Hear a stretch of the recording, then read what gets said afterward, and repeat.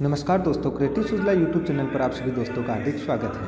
आज भारतीय जनता पार्टी सुजानगढ़ की ओर से शहर के माहेश्वरी भवन में प्रबुद्ध जन सम्मेलन का आयोजन किया गया। साथ ही खत्री होटल सुजानगढ़ में एक प्रेस वार्ता का भी आयोजन किया गया। सम्मेलन को पूर्व गृह मंत्री और उपनेता प्रतिपक्ष गुलाबचंद कटारिया और चित्तौड़गढ़ सांसद सीपी जोशी ने संबोधित किया। सम्मेलन को संबोधित करते हुए सीपी जोशी ने कहा कि देश के प्रधानमंत्री नरेंद्र मोदी की अगुवाई में केंद्र सरकार ने बहुत सारी अभूतपूर्व योजनाओं को लागू किया है। उन्होंने कहा कि महामारी कोरोना के प्रबंधन में भारत विश्व में नंबर 1 पर रहा। खत्री होटल के आयोजन में गुलाबचंद कटारिया प्रत्येक कार्यकर्ताओं से एक बंद कमरे में मिले, जहां उन्होंने अपने पसंद के 3 उम्मीदवारों की एक पर्ची मांगी। कटारिया ने कहा कि कार्यकर्ताओं के फीडबैक के आधार पर ही बीजेपी का टिकट तय होगा। वहीं माहेश्वरी भवन में संबोधित करते हुए कटारिया ने कहा कि नेता प्रधान पार्टी होने के कारण कांग्रेस फेल हो गई है। उन्होंने इशारों में कहा कि कांग्रेस में लोग सिर्फ अपने बच्चों का ध्यान रखते हैं, देश के लिए नहीं सोचते। उन्होंने कहा कि नेता तो मुनीम होते हैं और जनता मालिक, हर वोट में देश को बदलने की ताकत है।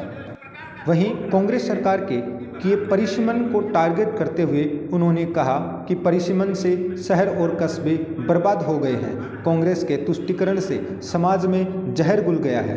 कटारिया ने कहा कि राजनीति के गिरते स्तर के लिए कांग्रेस जिम्मेदार है। कटारिया ने कहा कि भाजपा विचारधारा वाली पार्टी है, हम खुद को विचारधारा के लिए खपा देते हैं। उन्होंने धारा 370 हटाना बच्चों का खेल नहीं था, लेकिन नरेंद्र मोदी ने यह कर दिखाया। कटारिया ने कटाक्ष करते हुए कहा कि लोग पूछते थे मंदिर कब बनेगा, हम कहते हैं कि मंदिर अब बनेगा। इस तरह कटारिया ने कांग्रेस सरकार पर कई निशाने साधे। वहीं कटारिया ने बड़ा बयान देते हुए कहा कि उपचुनाव में हारने के बाद कांग्रेस सरकार का गिरना तय है। उन्होंने कहा कि सरकार ने जो कुछ किया बजट के कागजों में किया, धरातल पर कोई काम नहीं हुआ। आइए सुनते हैं क्या कहा गुलाबचंद कटारिया ने। ऐसे ही हमारे तमाम कार्यक्रम देखने के लिए हमारे चैनल को सब्सक्राइब करें, वीडियो को ज़्यादा से ज़्यादा शेयर करें। धन्यवाद। अगर उसकी हिम्मत नहीं बढ़ाओ आप लोग तो क्या करोगे आप?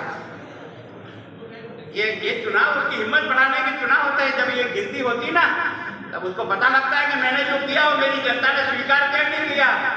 जो उसको बदनाम करने के लिए रोज भिड़े हुए आपने देखा होगा। किसान आंदोलन चल रहा है इस समय, क्या खराबा है इसमें बताओ?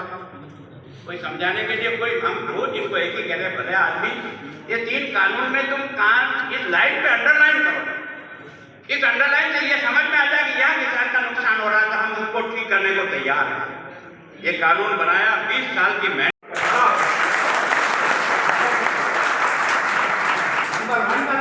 खड़ा होगा दोस्तों।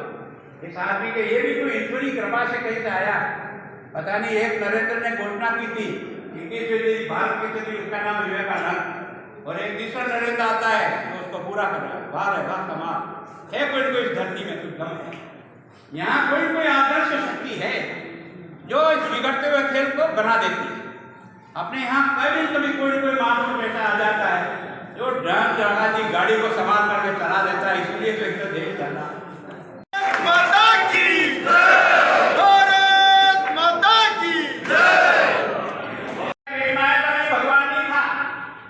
भगवान बना है अपने कर्तव्य से, अपने काम से। अगर ये 14 वर्ष वनवास जाता ना और दुष्टों का नाश नहीं करता और अपने चरित्र को एक प्रकाश जनता के सामने नहीं रखता, तो ये भगवान पुरुषोत्तम नहीं बनाया ना। और आपको 2.5 साल तक रोक डालेगा और डांग चिपका दिया ना, तो साले को भनक के माथे में जनक आएगी, सुधर जाएगा। सुधारने के लिए होता है चुनाव, झटका देने के लिए होता है। गीत गाने से नहीं चलता काम। अगर वास्तव में जो लगता है कि इनके काम में दोष है, यही समय आता है जब झटका मारा जाता है, तब अच्छे जगह दिमाग लगाने आ जाता है। मैं सोचता हूँ कि इसके बारे में ट्रेन उड़ाए 18 मिनट में सारे दोस्तों को जलाकर सुरक्षित लौट के आ गए।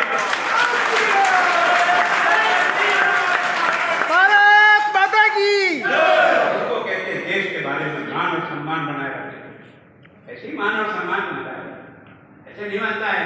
हम देखा प्रयत्न करो यार, एक ही खानदान ये कब तक चलाओगे? क्या हो गया? तो सब लोगों को सारी पार्टी में क्या हमारे सबको क्या सांस सूंघ दिया है, तो कोई नेता ही पैदा नहीं होता है। जो आता है वही, पहले भी वही, फिर बाद में वही, वापस वही। क्यों, क्या चीज क्या है, तमाशा क्या है? और हमारी पार्टी ऐसे है कि चाय बेचने वाला बच्चा वो देश का प्रधानमंत्री बन सकता है। ये देश की पार्टी को अमेरिका में दूसरा वार्ड 900 का है, 185 का वार्ड बनाते हो। एक समाज विशेष के वोट जहाँ होते हैं, जहाँ आपका पार्षद आसानी से जीत सके, एक वार्ड को तोड़ करके आपने 4 वार्डों की रचना के लिए और 4 पार्षद जिता दिए, और उस संख्या के आधार पर आप वोट बना करके अपनी पीठ थपथपा रहे हो। तो ये जो उस नगर पालिका में आपने जो समाज को बांटने का प्रयास किया है अपने वोटों के खातिर, उसके कारण से ये जो टकराव है ये एक दिन विश्व भूलेगा और वो शहर भुगतेगा। क्योंकि हम किसी नेता की पार्टी नहीं है, हम कार्यकर्ताओं की पार्टी है, इसलिए हमारे यहाँ कोई टकराव नहीं होता। सर, कुछ भाजपा नेता सीएम फेस की मांग कर रहे हैं। देखो, मैं सोचता हूँ कि जिनका हल्का सोच है, जब पार्टी को निर्णय करने की स्थिति आएगी तो पार्टी अगर कुछ तय करके कहेगी तो उसके हिसाब से चुनाव लड़ेंगे, और किसी का फेस डिक्लेयर नहीं करेंगे तो बिना फेस के भी चुनाव लड़ेंगे। राहुल गांधी के राजस्थान दौरे पर उन्होंने एक बयान दिया था कि देश का बनिया चोर व जमाखोर है, तो क्या कहेंगे? मैं सोचता हूँ कि उस आदमी को तो घुमा दो, वो जहाँ जहाँ घूमेगा वैसे ही बंटा ढाल कर जाएगा इस पार्टी का, तो और कुछ ज़रूरत ही नहीं है। वो क्या बोलता है, कितना बोलता है, उस जैसा ऊंचाई वाला आदमी जिस भाषा को बोलते हो आप और मैं सुनता हूँ, आपको अच्छा लगता है एक नेता के ये शब्दों?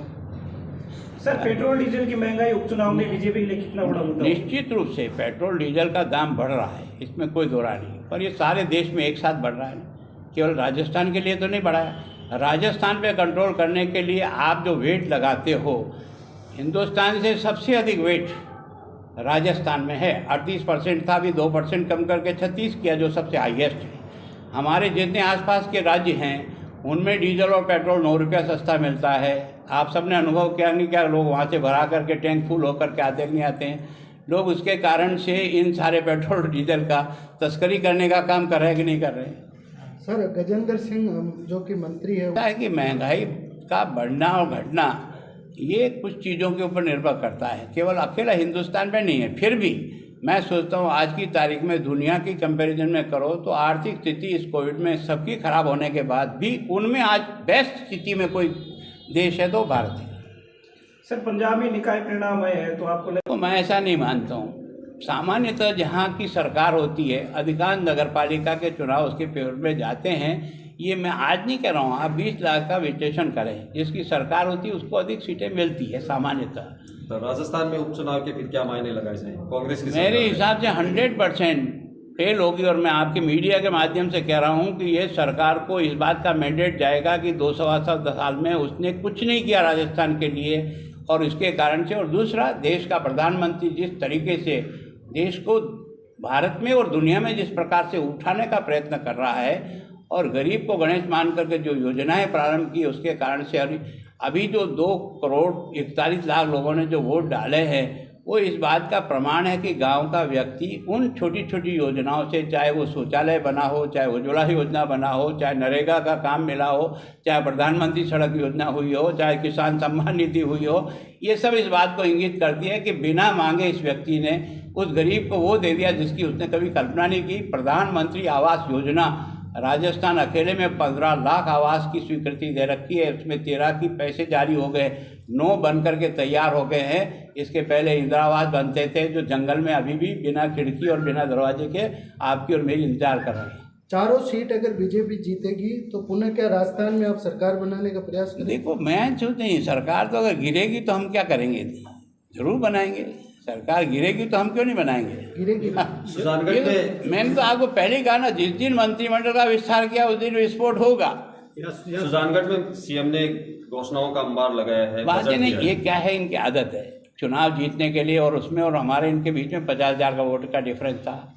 50,000 वोट का डिफरेंस में वो बेरोजगार बच्चा भी आ गया जिसको नौकरी की तरस में उसने वोट दिया, उसमें वो संविदा कर्मी भी आ गए जो 3 लाख की संख्या में थे कि हमको नौकरी मिल जाएगी, उसमें वो भी आ गया कि बिजली का पैसा नहीं बढ़ेगा, और अब करंट तारों में नहीं आ रहा है, कागज़ के छूते में आ रहा है। तो उसके कारण से लोगों को तबीयत छक हो गई है, तो लोग ठोकेंगे अभी बार तबीयत से। देखो, यहाँ उपचुनाव में सर दावेदार बहुत ज्यादा हैं, क्या ये बीजेपी के लिए? देखो अच्छा है, दावेदार अच्छा होने के कारण से चयन करने में सुविधा रहती है। हर आदमी की इच्छा होती है लोकतंत्र में, पार्टी में काम करता है। सर 38,000 से हराने वाले 38,000 से जो हराने वाले पार्टी के कैंडिडेट थे और हारने वाले उनको टिकट दी जाएगी? देखो ऐसा न तो हारने का न जीतना, हमारा कार्यकर्ता जो कहेगा उसको टिकट देंगे। धन्यवाद। सर वसुंधरा जी की संगठन कुछ नहीं है, भगवान के दर्शन करने के लिए कोई यात्रा लेकर जाना चाहे जाए ना, हमें क्या एतराज है। कोई गुट है नहीं। सर एक